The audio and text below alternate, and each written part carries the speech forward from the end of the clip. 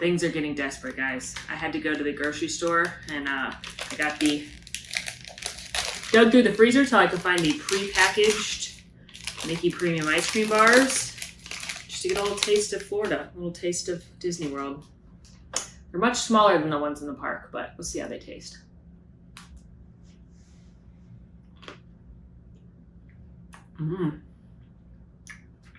That does taste like a Mickey Premium bar. Bonus. Being inside, it's not getting as messy. Hey everybody, it's Molly with All Ears, and I'm coming to you from my office yet again. And today we are going to be talking about snacks, but not just any snacks. No, today we are talking about 8 things I should not have eaten in Disney World. Whether they dyed my face blue, were a huge mess, or just weren't that good, we're going to be talking about things that you should consider avoiding when you eat at Disney World.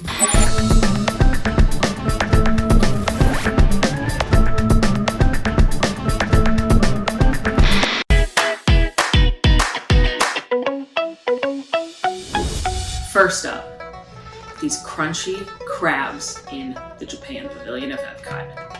I literally have nightmares thinking about them because they were like baby Sebastians. Let me back up. If you're not familiar, in the Japan Pavilion, there's this huge, awesome store called Mitsukoshi, and it's got all kinds of like Pokemon and Yu-Gi-Oh! And they've got literally samurai swords and incense and all kinds of really cool things from Japan, including this whole section that's just snacks on snacks on snacks. So some of the things are familiar but different from what we're used to. So like they've got different flavored Kit Kats than we have. They've got green tea Kit Kats. They've got all kinds of mochi and different snacks that you can find in Japan. I did a whole video where I bought a bunch of this crazy stuff and I did a whole taste test just on crazy things you can get in Japan.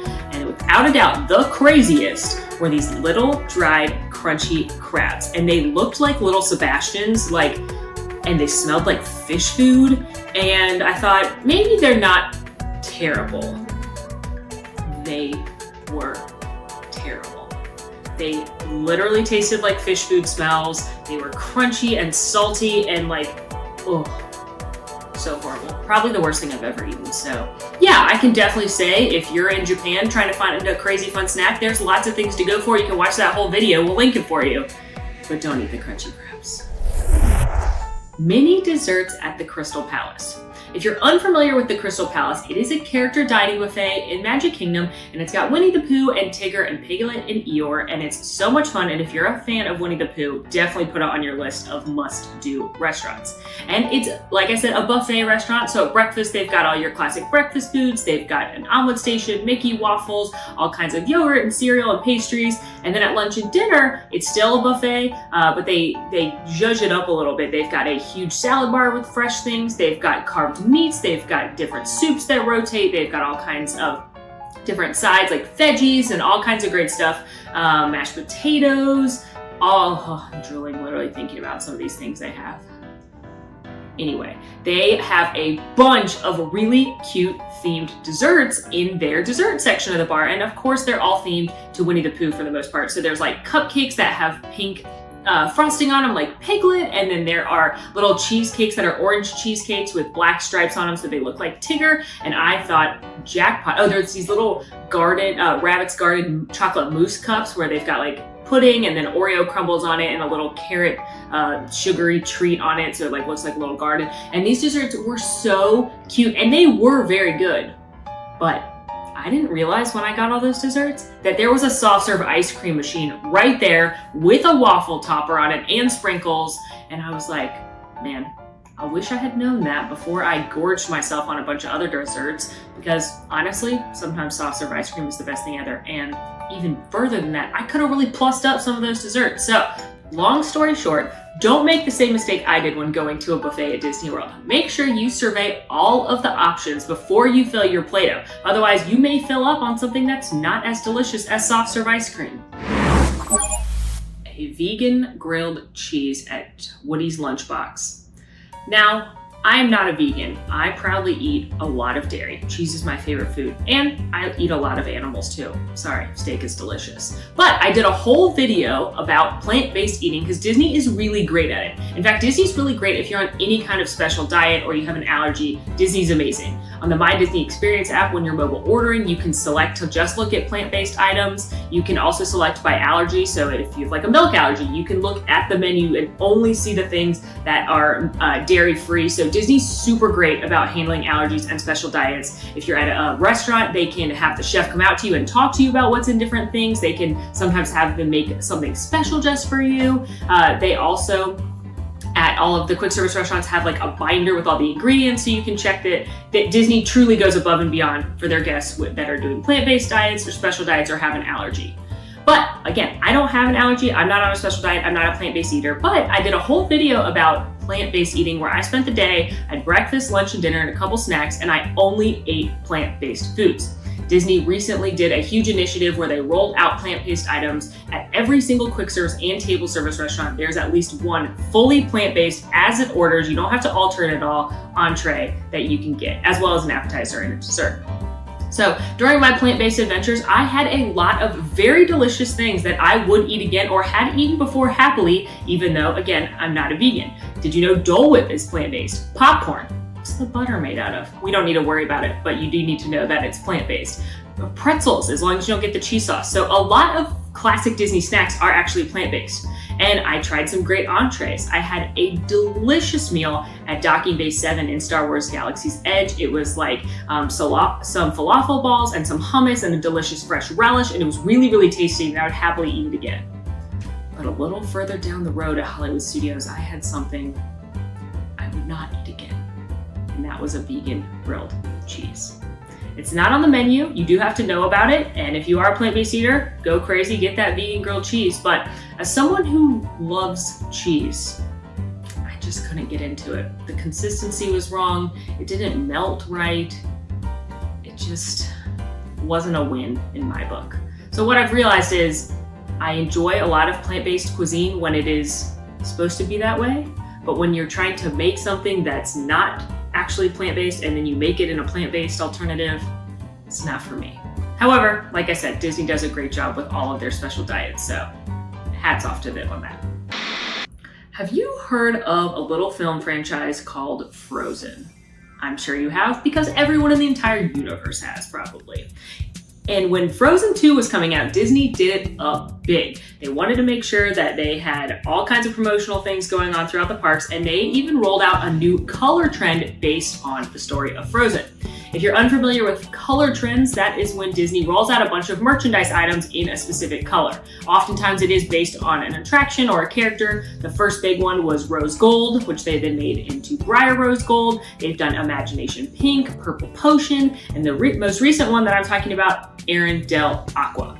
Now, these color trends, they'll roll out ears and they'll roll out Loungefly backpacks and shirts and all kinds of exclusive merchandise, and it's really, really fun. And yes, I buy the ears basically every time. But to go along with this, Disney also rolled out a bunch of Arendelle Aqua themed snacks. Now, one problem with these snacks is that they couldn't really figure out what Arendelle Aqua was when it came to the food. I saw things that were sky blue, I saw things that were like cobalt blue, I saw things that were turquoise, and everywhere in between. But no matter what shade of blue you're making, you're using a lot of blue food coloring. And guess where that's getting? If you've watched my videos before, you already know I'm a very messy eater. So that's right, I had blue food coloring all over my face, all over my hands, all over my tongue. It was atrocious. And I ate a lot of these snacks for a fun video I did. It was all about Frozen and everything Frozen in the parks. So yeah, I ate quite a few of those cupcakes with like the several inch high blue frosting everywhere. And even though I am a very messy eater, I don't love when things turn my face a different color. So I was not thrilled by some of those desserts. And it's not just during Arendelle Aqua craze. They always do that with cupcakes. They will very often have cupcakes with crazy amounts of frosting that are crazy colors, like they did a Sleeping Beauty one where it was like make it pink, make it blue, and it was blue and pink swirl. They do black frosting on things at Halloween, and it just like gets everywhere, especially if you are a toddler or a person like me who eats like a toddler. So I'm not telling you to avoid these treats, but I am telling you to always be prepared and make sure you carry wet wipes in your bag, or you're gonna walk around with a blue face for part of the day. Do you want to build a snowman or ride our bike around the hall? That's what happens after I have a little of this extra special frozen beverage. School bread. If you are unfamiliar, school bread is a pastry that you can find in the Kringla Bakery in the Norway Pavilion of Epcot. Now, I went there recently when I filmed the best day ever video at Epcot. The best day ever was when I took all of the reviews on AllEars.net, where readers and viewers had gone and voted on their favorite things, and I did all of the things that were ranked as the best. And the best food place was the Kringla Bakery. Again, it's in Norway. It's a quick service location. You can get different bakery treats. You can get salads and sandwiches, a couple cocktails.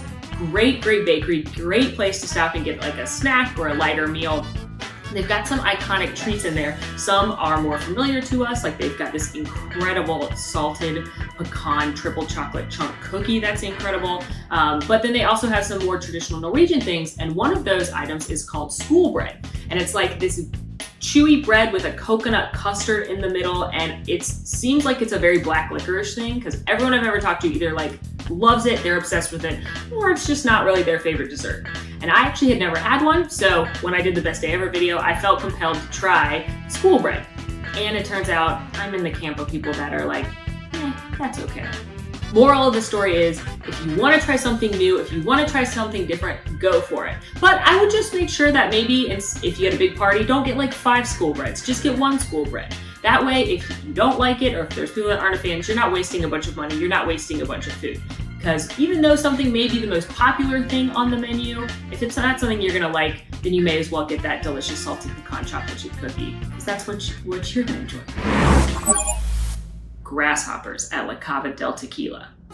If you've been to Epcot and you're over the age of 21, then chances are you've been to La Cava del Tequila, which is the tequila cave inside the pyramid in the Mexico Pavilion. It is fabulous. It's one of my favorite places to grab a cocktail in all of Walt Disney World. They've also got some great snacks. They've got amazing queso and guacamole and salsa. Great place to go sit back, relax with a really good drink. They've got literally hundreds of different tequilas and mezcals. They've got some standard margaritas. Big fan of the avocado margarita, the spicy jalapeno margarita. They've also got one, like if you talk to a bartender, they're all very knowledgeable and they'll whip up something. They'll ask you if you like it sweet, if you like it spicy, if you like mezcal, if you like tequila, whatever you want, and they'll create a custom concoction for you. And it's truly one of the best places, like I said, to grab a drink in all of Disney World. But one time I was filming a video, and it was when I was trying to eat the weirdest things in Disney World, and I was told that if I would go to La Cava del Tequila, I could eat a grasshopper. And turns out that is true. It is traditional in certain areas of Mexico that when you drink mezcal, which is like tequila's smoky cousin, that you chase it with a crunchy fried grasshopper. So I did that. Did I hate it? You decide. Moral of the story with the grasshopper is, if that seems like something that would be fun and daring for you to try, go for it, get crazy. But for me, I think I would much prefer getting that spicy jalapeno margarita and just sitting there enjoying that with some queso as opposed to a mezcal shot and an insect. Listen, I love a Mickey bar as much as the next person. It's a quintessential Disney snack, and when I did the Mickey shaped foods video, I asked the Instagram followers, what is the best Mickey shaped snack? And vast majority of people said a Mickey's Premium Ice Cream Bar. It's vanilla ice cream coated in dark chocolate. It looks like Mickey Mouse. It's adorable. You gotta Instagram one at the very least. But you know when you shouldn't eat one? When it's 95,000 degrees in Florida, which I get it, that's kind of all the time. But again, I eat like a toddler, so whenever I get any kind of ice cream treat, this isn't exclusive to Mickey bars, but Mickey bars seem to do the most damage. I get it literally all over my face. You've seen it. It's just truly a disaster. And I've said it before, but if you think I'm messy, wait till your toddlers get a hold of one on a hot day. So once again, I reiterate the very important idea of bringing wet ones in your park bag with you. No matter how old you are, they will come in very handy. Or, you know, maybe if you're gonna get a Mickey bar, maybe wait until a little bit later in the day when it's not literally the surface of the sun outside. In the, again, Mickey Shaped Foods video, I got a Mickey ice cream bar right before the parade, and then I tried to take a picture of it, and by the time I was done, all down my arm. Maybe the moral of the story is to just eat it and not take pictures of it, but who's to say? There's an attraction at Epcot that's my nemesis. It's called Mission Space. If you're not familiar, Mission Space is the thrill ride where you simulate going to space. You either do a slingshot around the Earth on the green side, which is the tamer side, or you go to Mars on the orange side, which is the more wild side. Actually, when Mission Space debuted, they only had the orange mission, and so many people got sick that they had to put barf bags into the ride vehicle. This is the only ride in Disney World where there are barf bags ready for you because so many people barf.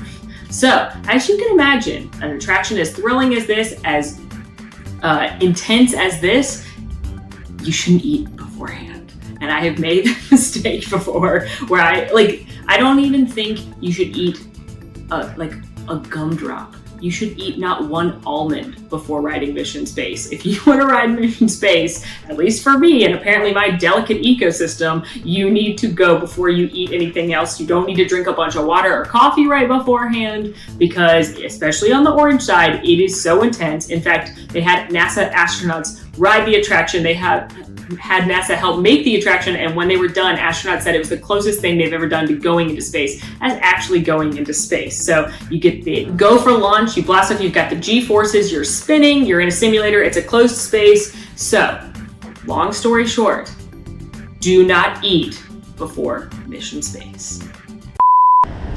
LPS go. Pluto, Milo.